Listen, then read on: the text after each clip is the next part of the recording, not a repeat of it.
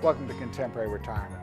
Contemporary Retirement is a public interest program focused on the retirement community. Every program has segments on legal, financial, and health issues affecting the retirement community. Contemporary Retirement is sponsored in part by a major grant from the Family Heritage Trust Company. Contemporary Retirement is sponsored by Family Heritage Trust Company. The Family Heritage Trust Company is an independent bank chartered trust company established by local professionals to provide fiduciary services including fee-based investment advice, trust services, retirement planning, and tax planning. The Family Heritage Trust Company is committed to client service in our communities. For more information, call the Family Heritage Trust Company at 301-631-5900. Contemporary Retirement is sponsored in part by a grant from R. Thomas Murphy & Associates, P.C. R. Thomas Murphy & Associates is one of Franklin County's leading law firms, emphasizing estate, trust, elder law, and medical assistance planning. Welcome to the Is It Legal feature on Contemporary Retirement. This segment focuses on various legal issues affecting the retirement community. With me today is Tom Murphy from the R. Thomas Murphy Law Firm with offices Waynesboro, Chambersburg, and McConnellsburg. Welcome to the show, Tom. Good morning. Tom, we're talking a little bit last week about continuing care retirement communities, and many of them are faith-based organizations which do have a benevolence, and they have rules in which you can comply and get the benevolence, but those rules do not match the Medicaid rules. Exactly. They're two different things, and so people in many cases are confusing those things, and they'll see some contractual language that sort of confuses the issues even further. And so the reality, they're two separate animals and they need to be dealt with separately. And so when I'm representing a family and they're in one of these facilities with a benevolence, you know, we attune to the benevolence rules because if the family were to run out of money, the facility does not have to keep them. Right. So you have to comply with their rules, but that only is applicable to less than nursing home level of care. Exactly. So anything short of nursing is generally private pay. Now there's a little bit of veterans money and things of that sort, but if a family follows the rules and truly runs out of money in those benevolent situations, there's support. But once someone crosses the threshold into a nursing home, then we have lots of options to pursue other dollars that aren't facility-based. And the thing about the nursing home is going to get compensated within the Medicaid rules for the services that they're providing, whereas if a person ran out in assisted living, they're not getting compensated as a rule, and so you really need the support of that facility to be sure that that person is going to be secure for the rest of their lives. Exactly, and so there is this relationship that has to be abided by between the facility and the resident, and those rules change over a period of time based on the level of care you're receiving. And as we're representing families, we're middle-class families, they need to retain resources in order to pay for all those lower levels of care, because even if you're going into a facility that has a benevolence, they're doing a financial evaluation of you, because in reality they don't want to have to use their benevolence to pay for your care, which means you need to be showing them resources or else they may not accept you. That's a good point. You really do have to show your cards. But once you do that, there is an agreement as to, we will accept you if you were to spend all this money over the rest of your lifetime. And so we oftentimes tell people, sometimes they get cute with the disclosures that they're giving to the institution. We tell people every day, there is no reason not to tell the truth, because in reality, in terms of what we're dealing with, which is the nursing home aspect of it, not the lower levels of care, it doesn't matter what you've told them. We're still in a position to do whatever we can do anyway, but if you fail to tell them what you have, you may not look attractive enough for them to take you. That's a good point, because they're doing a calculation to determine if, based on your life expectancy and your money, are you going to be able to pay your way? And they certainly will frown on someone with less than enough resources, and they probably won't get into that facility.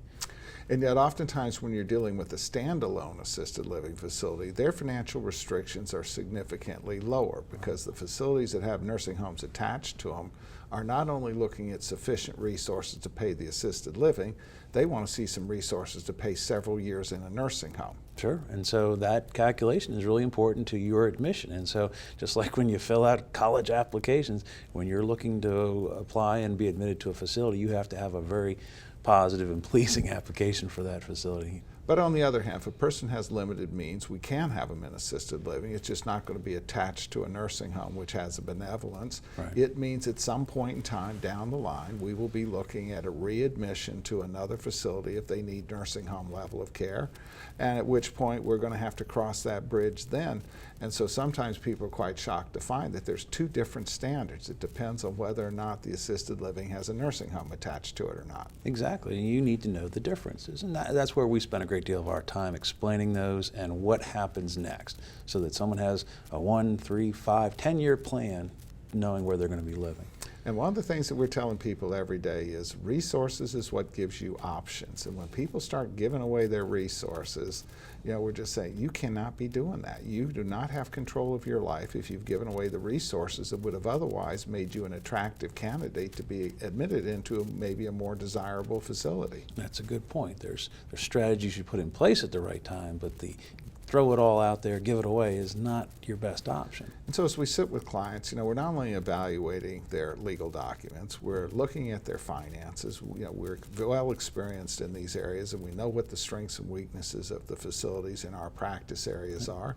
And not all facilities are suitable to all folks, and sometimes if there's a husband and wife, it's a different style of facility than if it's a widow or a widower, where they don't need to necessarily be in the same facility as a surviving spouse. Yeah, and those are all excellent points and things we explore with clients to make sure they're aware of their unique circumstances. Tom, as always, thanks for taking time to appear on the program. You're welcome. More from Contemporary Retirement after these messages. Few things in life are as important as family. Leave your insurance worries to us. Write Gardner. Call or visit our website to learn how we can make insurance simple and more affordable. Every life that meets its end leaves a heart for love to mend. Sister, brother, family, friends are left to carry on. When the loss seems more than you can bear, it's nice to know that we'll be there at Double Safe Fiery Funeral Home. We care.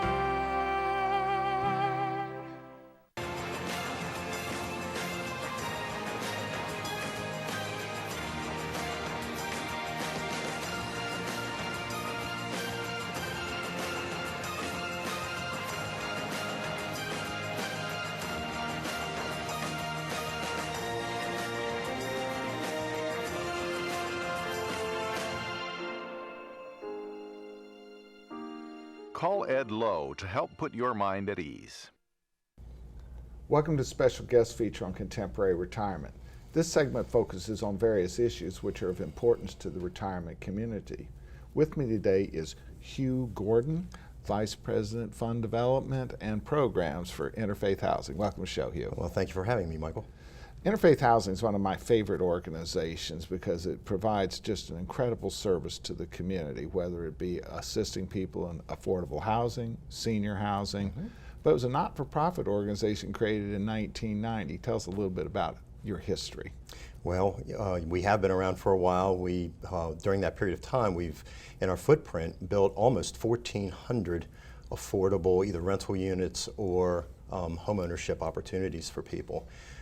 And we've had a lot of programs and workshops that have been instituted and put into place to help people get ready for home ownership. So what we see here is the bricks and mortar is pretty easy to see, and you've had a big footprint in our entire viewing area, Pennsylvania, Maryland, in terms of developing those. Although based in Frederick, you've gone all over the state to help adjust for that. But also a similar mission is to say we're not just building bricks and mortar for people, we're educating people on how to do it themselves. Right, Michael, a lot of people know us because of the sticks and bricks we build, but we're all about people. The individuals, they're going to occupy the affordable units, and there's a lot of education that's required to get them prepared to live there and live there stably and then exist there afterwards, because we deal with them along a spectrum from the time before they're ready to occupancy and then beyond. And, you know, no disparagement in any particular group of people, but the housing that you're really focused on is intended to be mainstreamed. It's not intended to, you know, have some appearance of, you know, for people who are of lesser means. Oh, no. I mean, the communities that we're building, and of course, based on the low-income housing tax credits, there's certain requirements. So they've got energy-efficient features, and they've got community rooms, and they've got passive recreational areas. These are very nice communities. And some of the senior housing, which is very important, they're secure. You know, you can't just walk in.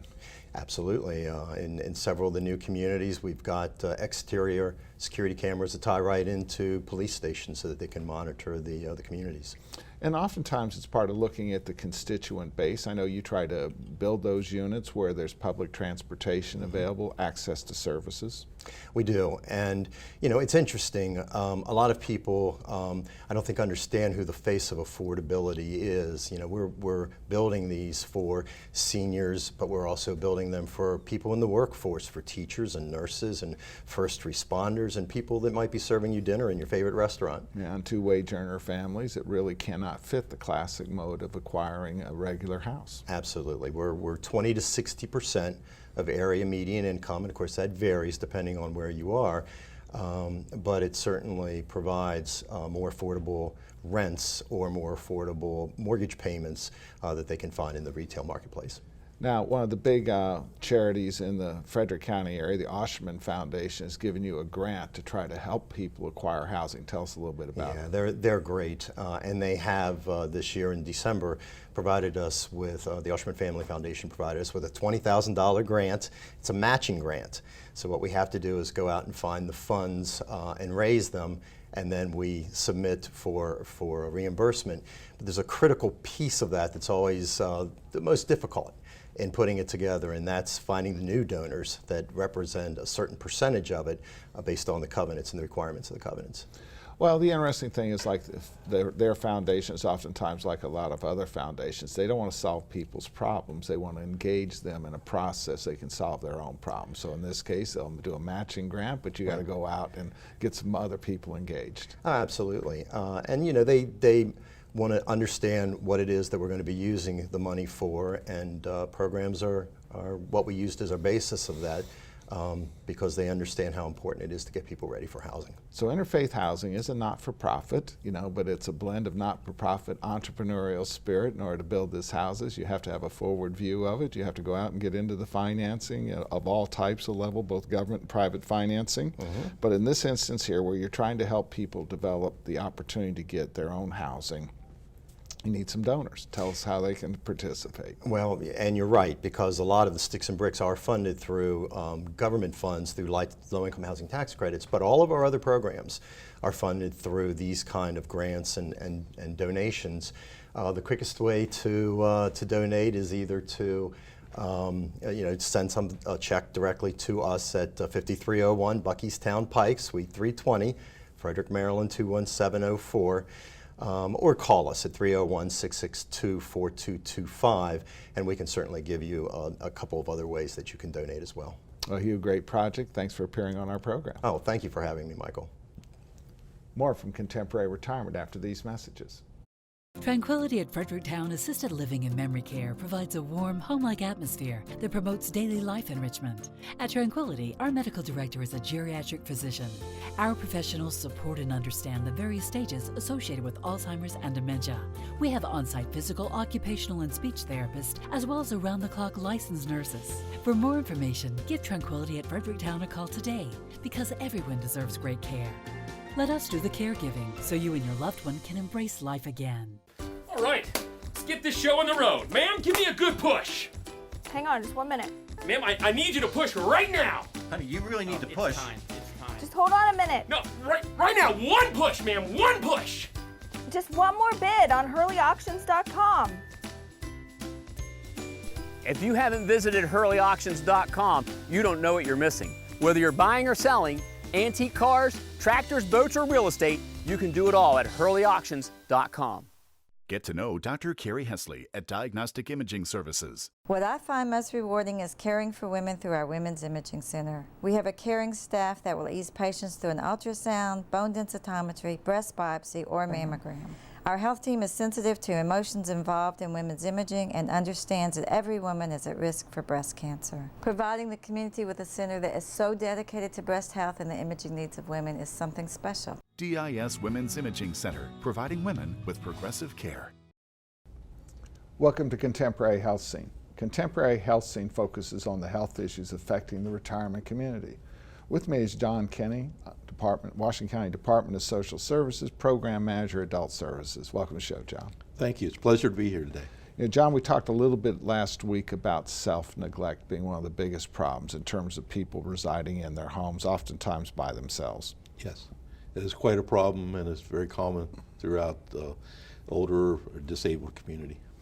And oftentimes they become super conservative. They're afraid to spend any of their money because they're afraid that they're going to run out of money, and as a result of which they will not access the services that A, they might be able to afford, or even find out that there might be some assistance for it. Yes, that happens a lot of times, and sometimes it's difficult to convince the person that it's actually raining and they need to spend some, dip into that rainy day fund and purchase some services in order to maintain themselves safely. And as we work with this, I know that we mentioned at the end of the program last week that your goal is to keep people in their own homes, not to, to take away their liberties. Yes, that's right. We always try to do that. We try to maintain the person in the setting that they would like to be in, and usually in the least restrictive environment possible. Now, as we talk about this, we know that many of the programs we're talking about are statewide across the state of Maryland, and we also know that the adjoining states have very similar programs as well. The departments, on whole, their goal is to keep people independent, not to deprive them of their independence.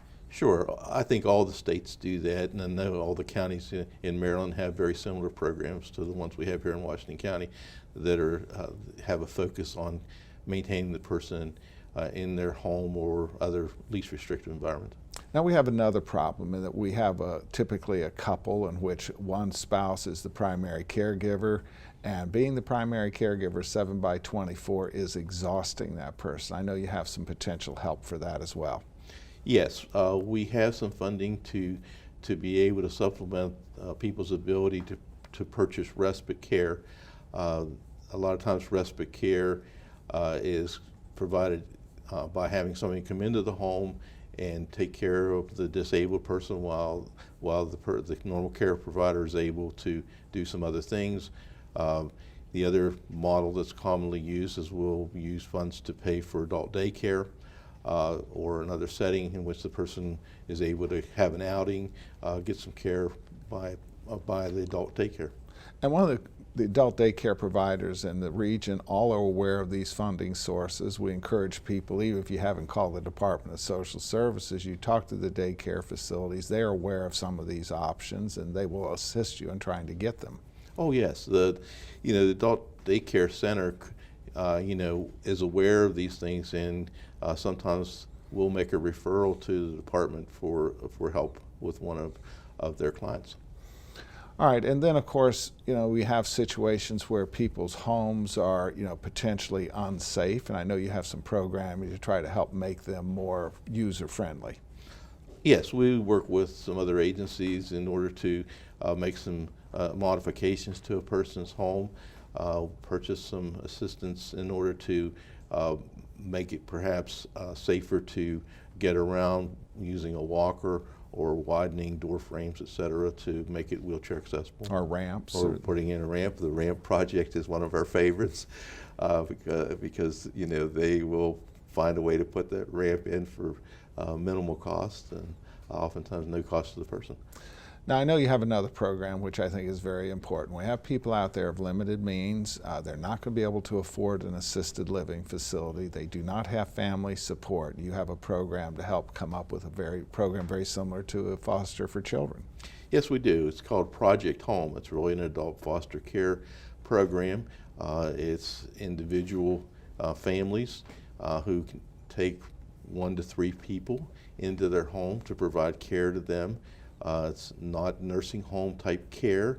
They're not skilled providers, but they are given training in being able to meet the needs that you generally find among older people or people with some disabilities that need assistance in activities of daily living, like meals and laundry and keeping things clean, maybe some help with getting to the bathroom, that type of thing. So they provide care to people, and we have an ability to apply with them for, it's called public assistance to adults, that helps supplement their ability to pay the provider. They keep a little bit of their money each month for their personal needs. We usually also arrange for them to get into a adult day program or other setting that they might prefer, so that they have some alternative experiences during the week. So if somebody needs some kind of assistance, John, how can they get a hold of you? They usually would just call the department, Adult Services, at 240-420-2155. John, as always, thanks for taking time to appear on the program. Thank you. More from Contemporary Retirement after these messages.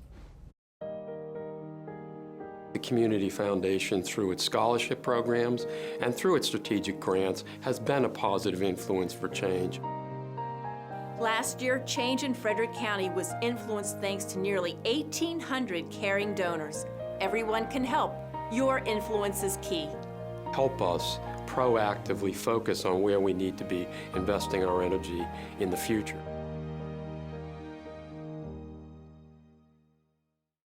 Albright, Crumbacher, Mal & Idell are a full-service firm that provides elder care services including managing incoming bills, bill payment, depositing checks, balancing bank statements, and preparing, planning, and filing personal tax returns. Put your mind at ease and call us today.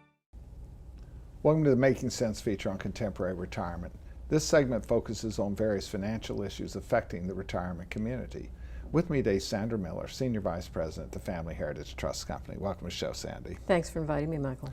Sandy, oftentimes when we look at the older population, they have a sense that I really don't need to do anything other than CDs. Now, why would we question whether that makes sense or not? Well, we all know that nasty word inflation, and that's something that everyone needs to be aware of.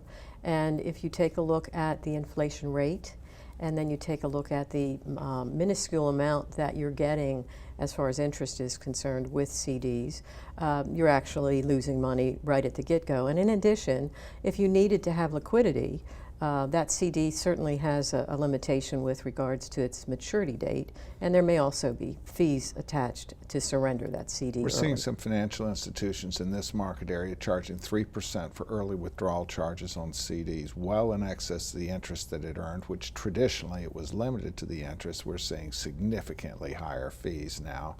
And we've seen a bunch of institutions encourage people to go along with their CDs, and as these interest rates are going up, they are now significantly underperforming what they would have done had you had a more liquid investment. Yes, definitely, because if you're investing with a certificate, even if you're getting a little bit more in interest on that CD currently, as interest rates continue to rise, you're not going to be able to get out so that you can roll into something with a higher rate without paying that penalty in some instances.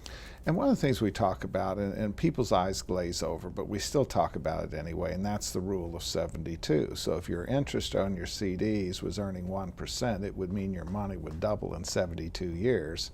But if inflation is 3, it means the cost of living doubles in 24 years. So where are you going to get the money? You have to have some sort of diversified portfolio that will take advantage of what the investment climate is doing.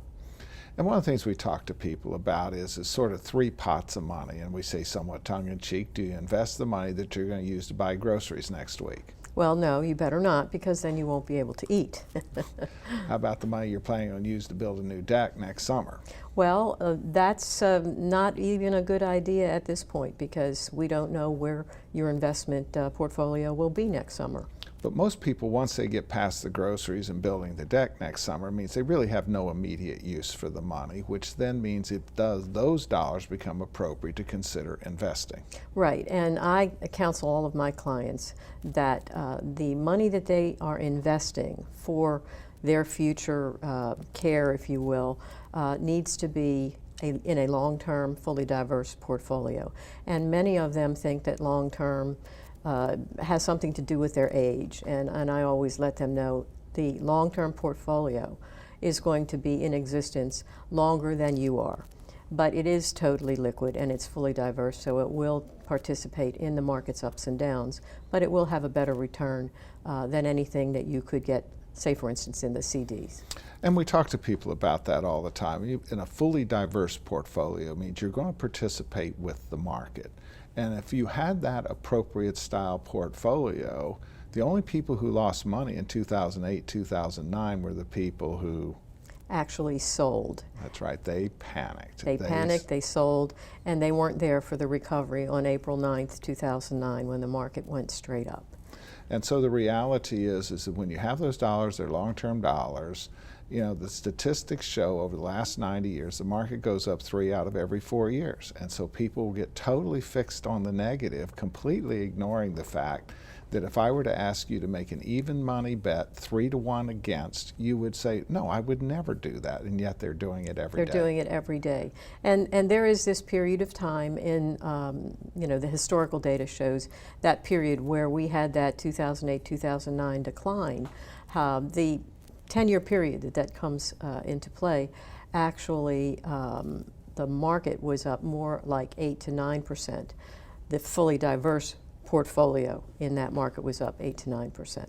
And I assume that's a tile portfolio you run at the family? Yes, we have a fully diverse portfolio, all size stocks, and it's geographically diverse as well, so there's international flavor to it. And it's fully liquid, and it has a long-term approach. So don't take the grocery money and give it to me. That's right. But in the meantime, you know, once you say it's long-term, and many times we'll have our 80-year-olds say, yeah, but I'm only going to live 5 or 6 years. But most of the time they have that money, they're intending it for their children and their grandchildren, which means it needs to be appropriately invested, not underperforming inflation. That's correct. Long-term means till you're dead, and then the money continues down for the next generation. Sandy, as always, thanks for taking time to appear on the program. My pleasure, Michael. Thank you from Contemporary Retirement. Remember a more carefree time? Leave your insurance worries to us. Write Gardner. Call or visit our website to learn how we can make insurance simple and more affordable.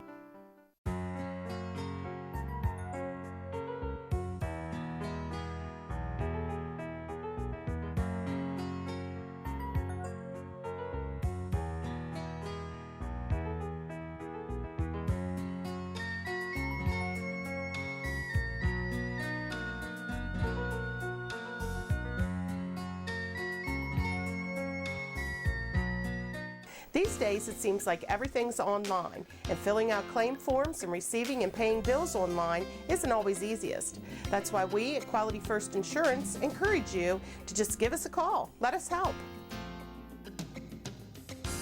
Hi there, I'm Paul Sweeney with Quality First Insurance, and it's still just this simple. Our offices are open every weekday where you'll be able to call and speak to real, live people. No detail was missed. I'm so glad that I turned to Quality First Insurance. I've recommended Quality First Insurance to my friends who've been just as satisfied. If you're not happy with what you're paying for Medigap, or more importantly, not happy with your service, give us a try. We're locally owned, and we take the time to provide you with the best. We are Quality First Insurance, and our mission is to provide quality products to quality people. Pick up the phone and give us a call today at 800-745-1411.